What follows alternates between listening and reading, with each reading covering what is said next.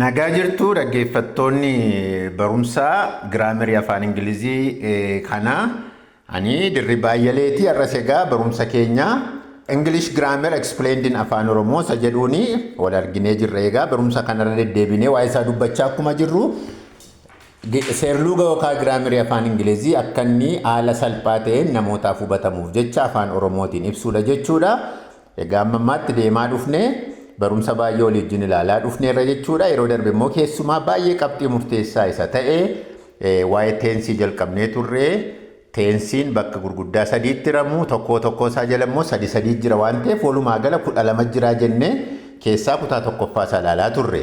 Har'a immoo kutaa lammaffaa barumsa keenyaa waa'ee past tensii ilaallaa jechuudha. Past jechuun immoo maal jechuudha?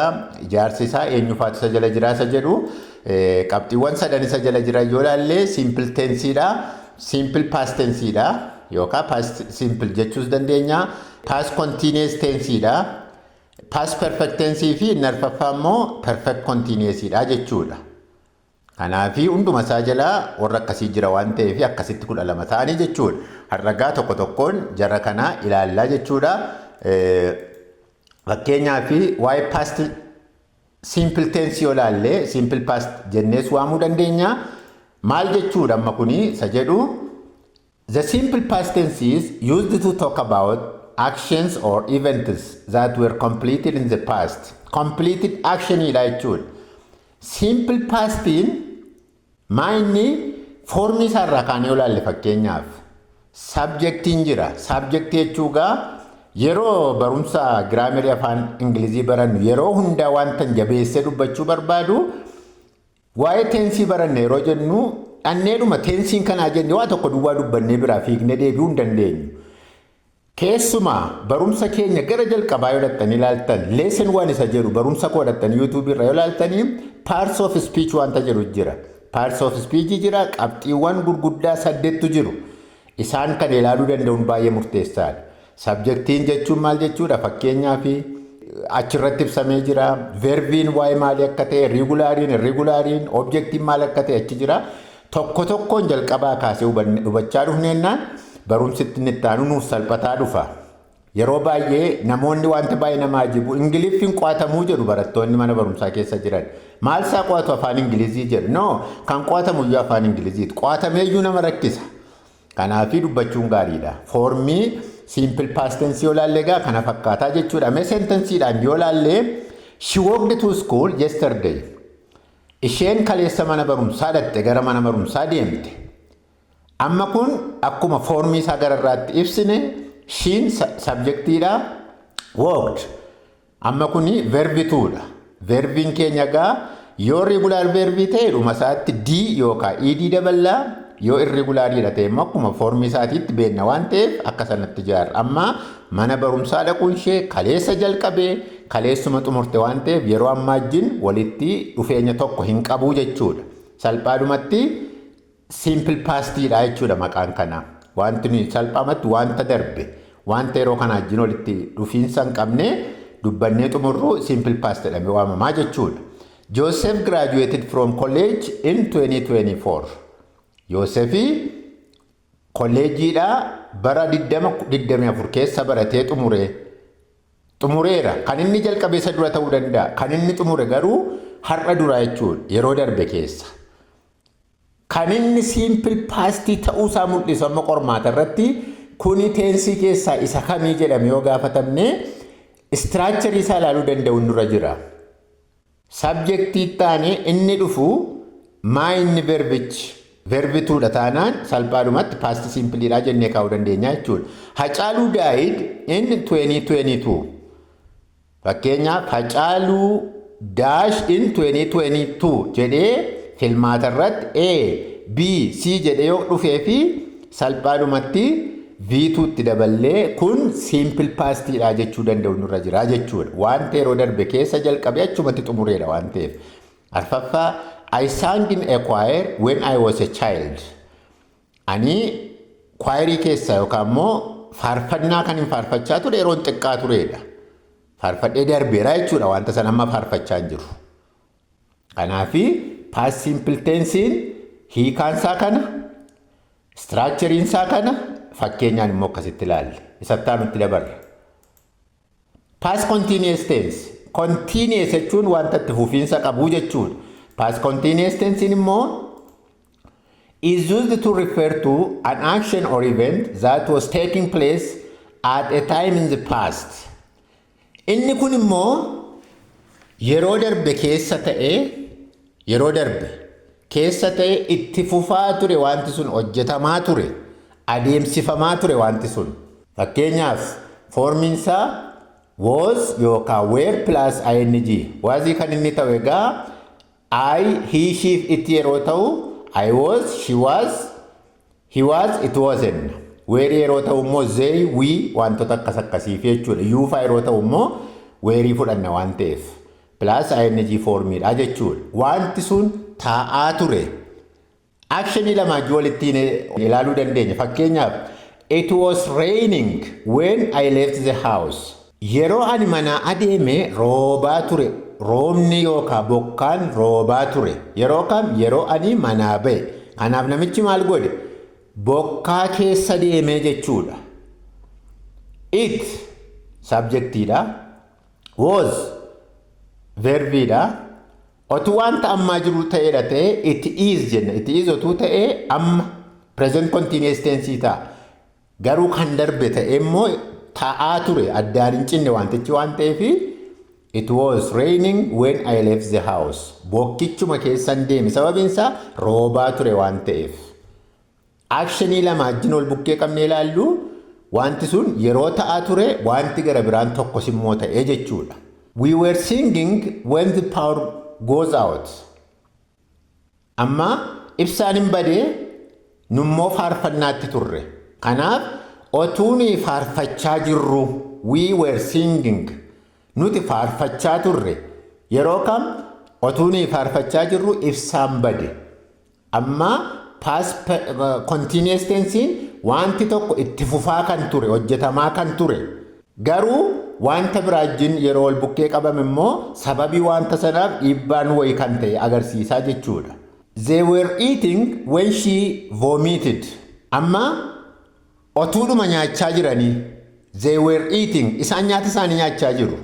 Amma they subject plus were plus eating. Verbiin keenya ing dha jechuudha. Main verbiin keenya. Were when she vomited. Otuudhuma nyaachaa jiranii ol ishee guure. Kanaafi taateewwan lama wajjin yeroo wal bira qabamu otuu inni tokko ta'aa jiru jechuudha. Foormii isaan irraanfatinaa. Past continuous tense was subject plus were. Isaan kun helping verbiidha plus ing foormii main verbii keenya immoo goonaa jechuudha. The kids were playing football when it started to rain. Amma taphachaa utuu jiran ijoolleen taphachaadhuma jiru. They were playing. Isaan taphachaa turan. Past continuous tense dha. Otuma isaan taphachaa jiran immoo bokkaan roobe.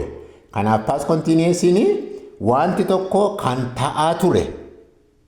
Otuu wanti sun ta'aa jiru immoo wanti gara biraan tokko kan ta'e agarsiisaa jechuudha.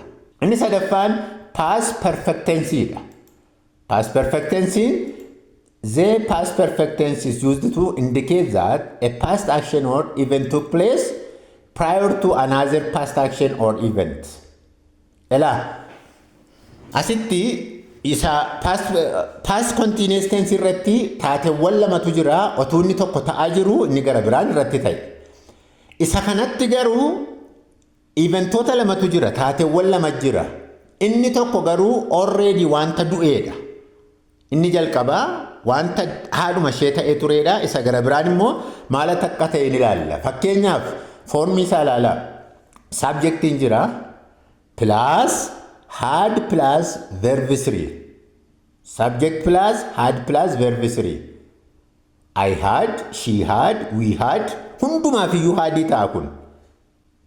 Plus verb 3. Verb 3 jechuun immoo past participle jechuudha waan ta'eef. Eventoota meeqa jira? Taateewwan wantoota ta'an lama jira.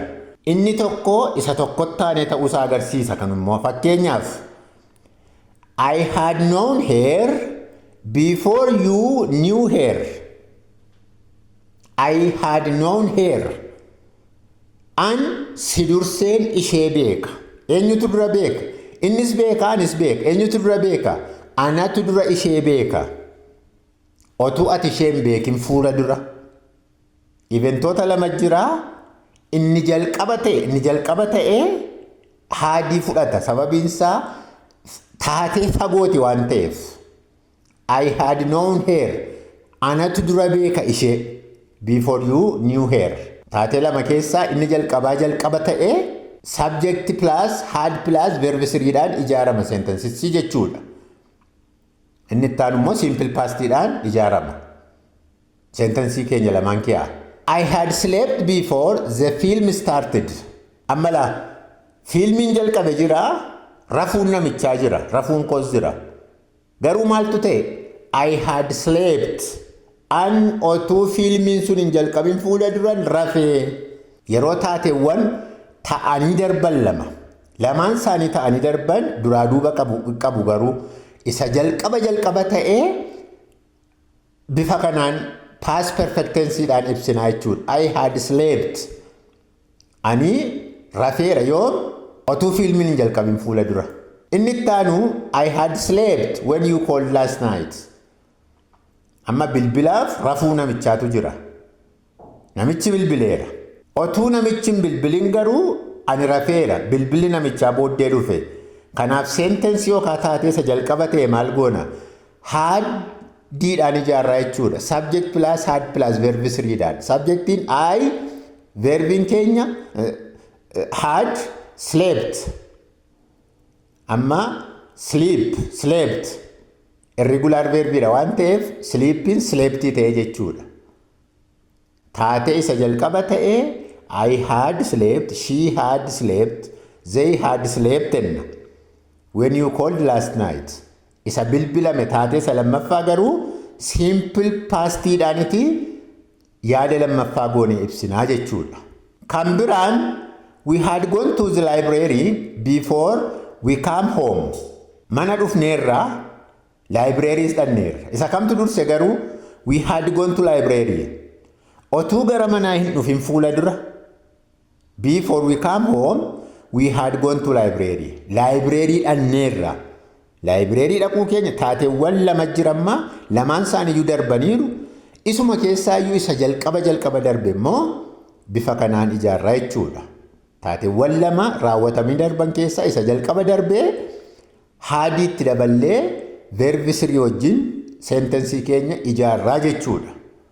We had gone to library before we came home.